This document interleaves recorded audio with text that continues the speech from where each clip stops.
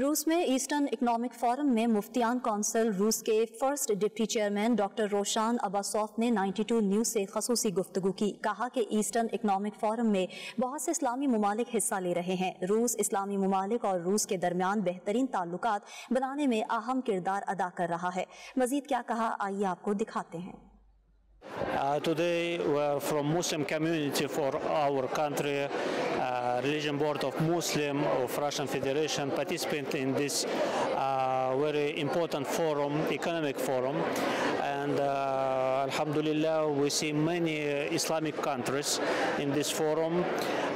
We have many meetings together today because we understand that Russia now have very big role of the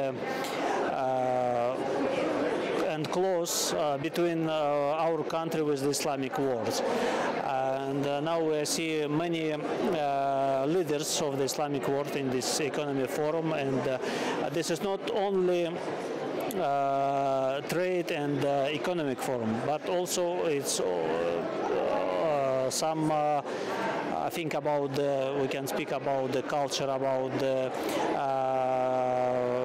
religion sphere, and I think we need good cooperation with countries who participate in this economic forum, and also we invite part of our brothers from Pakistan.